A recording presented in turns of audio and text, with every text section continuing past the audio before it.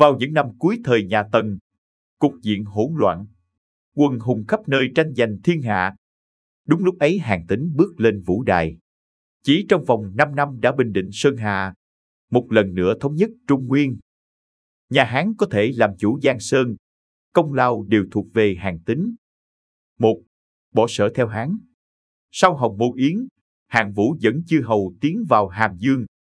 Tần Vương Tử Anh tuy là quân vương của nước bại trận, nhưng dù sao thân vẫn là bậc đế vương.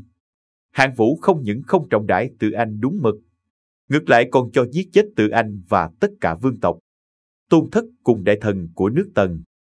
Đồng thời, còn đại hỏa thiêu lăng Tần Thủy Hoàng và cung Hàm Dương, lửa cháy suốt 3 tháng chưa tắt. Trận đại hỏa này đã gây tổn hại vô cùng to lớn cho văn hóa Trung Quốc. Trong chốc lát, toàn bộ tài liệu mà Tần Thủy Hoàng dày công gây dựng sau khi thống nhất thiên hạ và vô số điển tịch văn hóa của thời đại Tiên Tần đã bị hủy hoại. Hầu hết các ghi chép hàng nghìn năm về nền văn minh Hoa Hạ từ nhà Tần trở về trước đều bị thiêu sạch trong một mồi lửa. Một sai lầm vô cùng to lớn khác của Hạng Vũ là để đất nước Trung Quốc đã thống nhất lùi trở lại cục diện chư hầu cát cứ một lần nữa. Vào thời điểm đó, rất nhiều kẻ sĩ đã khuyên ông nên xưng đế và đóng đô tại Hàm Dương, bởi Quang Trung được chặn bởi núi, được bao bởi sông, địa thể dễ thủ khó công, và là một vùng đất màu mỡ phì nhiêu, quả là một địa điểm lý tưởng để dựng đô xưng bá. Nhưng Hạng Vũ lại một mực muốn đông quy hướng về quê nhà. Ông nghĩ phú quý không về quê, khác nào áo gấm đi đêm.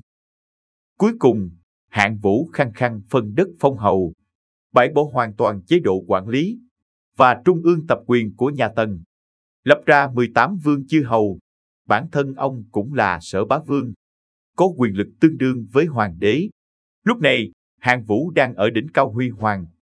Từ bá ngày xưa thường hiểu với nghĩa bá trong bá trọng quý thúc, thứ tự anh em trai, cả, hai, ba, tư, ý chỉ người anh cả hay lão đại trong các vương, cũng tức là vương trong các vương. Về phần Hàn Tín, thân là cận vệ của Hạng Vũ, đã nhiều lần bày hiến kế, nhưng Hạng Vũ khá tự phụ và tự cho mình là bất khả chiến bại trong thiên hạ, nên không để mắt tới kiến nghị của một cận vệ sĩ nhỏ bé. Chỉ riêng việc cho thiêu rụi Hàm Dương và phân đất phong hầu đã đủ thấy Hạng Vũ là người thiển cận, hành động cảm tính. Hàn Tín nhận thấy nếu đi theo Hạng Vũ, ông sẽ không thể thực hiện được hoài bão lớn lao của mình.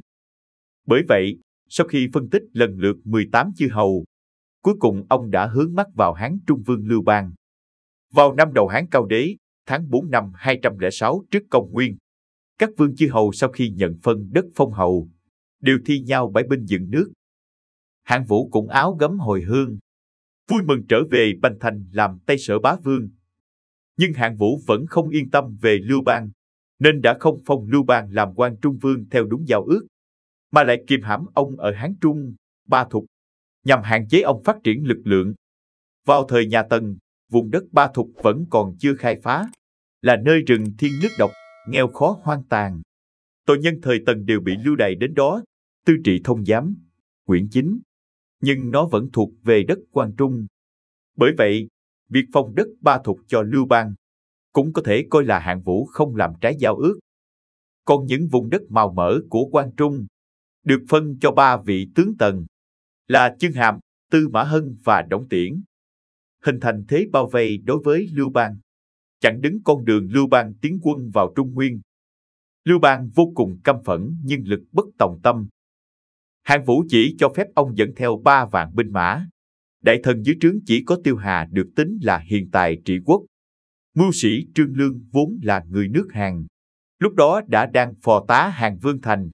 Còn những võ tướng khác như Tào Tham, Chu Bột, Phan Khoái, Hạ Hầu Anh, Quán Anh đều không phải là những nhân vật xuất chúng, căn bản không phải là đối thủ của Hạng Vũ.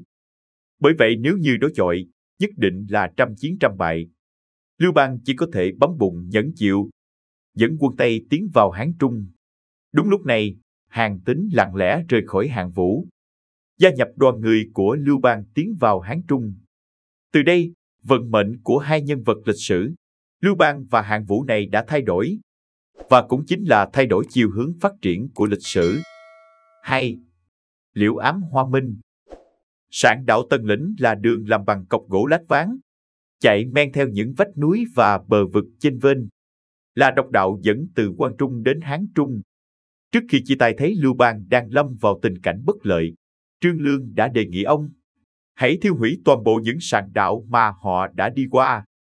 Một mặt là để phòng ngừa những chư hầu như Chương Hàm tiến công vào Hán Trung, và điều quan trọng hơn nữa là khiến Hạng Vũ lơ là, tin rằng Lưu Bang không có dã tâm tranh đoạt thiên hạ.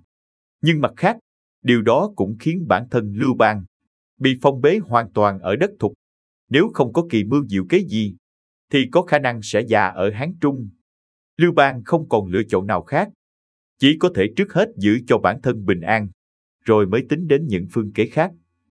Khi mới đến doanh trại quân Hán, Hàn Tín vừa không có công trạng vừa không có thế lực, chỉ được làm chức liên ngao nhỏ nhoi. Và sử sách cũng không có ghi chép rõ ràng về công việc cụ thể của chức quan này.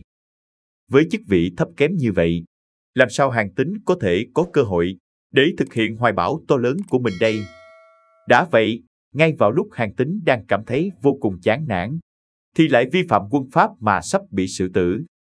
Tận mắt chứng kiến 13 người khác cùng vi phạm đều đã bị xử trảm. Thấy sắp đến phiên mình, Hàn Tín ngửa mặt nhìn trời.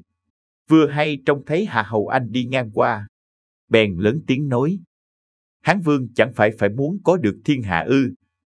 Sao lại muốn xử tử tráng sĩ thế? Trong sử ký Hoài Âm Hầu Liệt truyện, Hạ Hầu Anh cùng Lưu Bang vốn thân nhau từ thuở nhỏ, và là một trong những người thân tín nhất của Lưu Bang, đã nam chinh bắc chiến, vô cùng trung thành. Hạ Hầu Anh là một trong 4 vị tướng sĩ có mặt tại Hồng Môn Yến. Bởi vậy khi nghe Hàn Tín nói, ông không khỏi giật mình. Việc Lưu Bang muốn tranh thiên hạ vốn là bí mật trong những bí mật. Quân sĩ nhỏ bé này sao có thể biết được chứ? Ông nhìn kỹ Hàn Tín một lượt, thấy Hàn Tín tướng mạo anh tuấn uy vũ, khí phách hơn người, liền cởi trói và kéo Hàn Tín đến một bên gặng hỏi cặn kẽ. Sau một hồi nói chuyện, ông nhanh chóng bị kiến giải và tài trí của Hàn Tín chinh phục, lập tức tiến cử Hàn Tín với Lưu Bang. Sau khi tiến vào Hán Trung, Lưu Bang cứ mãi sầu não, cũng không để tâm đến lời tiến cử của Hạ Hầu Anh, không buồn gặp mặt Hàn Tín, chẳng qua vì nể mặt của bộ hạ cũ mà thăng Hàn Tín lên chức Trị Lật Đô úy quản lý lương thảo. Chức Trị Lật Đô úy này đã cho Hàn Tín có cơ hội tiếp xúc trực tiếp với tướng quốc Tiêu Hà của nhà Hán. Tiêu Hà rất kinh ngạc khi thấy Hàn Tín sáng suốt và gan dạ hơn người, trí tuệ xuất chúng, hiểu sâu binh pháp và khẳng định đây chính là tướng tài mà quân Hán đang cần. Liền vội vàng tiến cử với Lưu Bang. Tiêu Hà với Lưu Bang vừa là đồng hương, vừa là bạn tri kỷ từ thuở Hàn Vi. Thế nhưng sự tiến cử của Tiêu Hà vẫn là chưa đủ để Lưu Bang thực sự coi trọng Hàn Tín. Sau một thời gian chờ đợi, Hàn Tín trong lòng thất vọng, dự tính đi tìm con đường khác. Quân Hán đều là người Quan Đông, và người nhà đều ở lại cố hương. Lưu Bang cũng không ngoại lệ. Quân sĩ chỉ mong Lưu Bang mau chóng có thể đánh về quê nhà để được đoàn tụ với người nhà. Sau khi Lưu Bang thiêu hủy sạn đạo, không có bất kỳ biện pháp thực tế nào để có thể đánh về Quan Trung. Thất vọng xen lẫn nỗi nhớ quê nhà bao trùm khắp quân doanh. Lâu dần rất nhiều binh sĩ đã mất kiên nhẫn, thi nhau đào binh, ngay cả tướng lĩnh cũng đã có đến mấy chục người bỏ trốn. Cuối cùng đến một ngày, Hàn Tín cũng lặng lẽ rời khỏi doanh trại quân Hán. Việc Hàn Tín bỏ đi đã kinh động đến Tiêu Hà. Trong mắt Tiêu Hà, Hàn Tín có sức nặng, vượt xa hết thảy các đại tướng mà quân Hán đang có. Tiêu Hà lòng như lửa đốt, không kịp bẩm báo Lưu Bang, đã gấp gáp lên đường đuổi theo Hàn Tín. Lúc đó, khi trời đã tối, dưới ánh trăng non, Tiêu Hà vung roi thúc ngựa phi như bay mất hút trong màn đêm. Đó chính là giai thoại thiên cổ. Tiêu Hà nguyệt hạ truy Hàn Tín. Dưới ánh trăng, Tiêu Hà thúc ngựa đuổi theo Hàn Tín. Biết tin Tiêu Hà ra khỏi quân doanh, Lưu Bang không khỏi sửng sốt ruột đến mất bình tĩnh, đứng ngồi không yên, như thể mất đi thủ túc. Về phần Tiêu Hà, ông cũng sốt ruột không kém, bởi ông biết rằng Hàn Tín là cứu tinh duy nhất của quân Hán. Nếu mất đi Hàn Tín, quân Hán chẳng khác gì một đạo quân ô hợp. Nếu như Hàn Tín đầu quân dưới trướng kẻ khác, mà đối phó lại quân Hán, thì hậu quả càng không thể tưởng tượng nổi. Hàn Tín vẫn chưa nghĩ thông sẽ đi đâu, lại thêm tâm trạng sầu não, vậy nên cũng không đi được nhanh. Đến nửa đêm, khi Hàn Tín tới bờ sông Hàn Khê, nước sông dâng cao, không cách nào vượt sông. Tiêu Hà một mạch vừa hỏi han tin tức, vừa đuổi theo Hàn Tín, từ xa xa trông thấy thấp thoáng. Dưới ánh trăng bên cạnh sông Hàn Khê, có kẻ đơn thân độc mã đang men theo bờ tìm cách vượt sông, và người đó không phải ai khác chính là Hàn Tín. Lưu Bang vì chuyện Tiêu Hà đột ngột bỏ đi mà bất an mấy ngày đêm. Do đó, khi Tiêu Hà đưa Hàn Tín về lại doanh trại, lúc phảng phất thấy mất bóng dáng Tiêu Hà, Lưu Bang còn ngỡ mình đang nằm mơ. Lưu Bang vừa kinh ngạc, vừa vui mừng, lại vừa phẫn nộ, không kìm nổi cơn giận, đã trách hỏi Tiêu Hà cớ sao lại bỏ đi.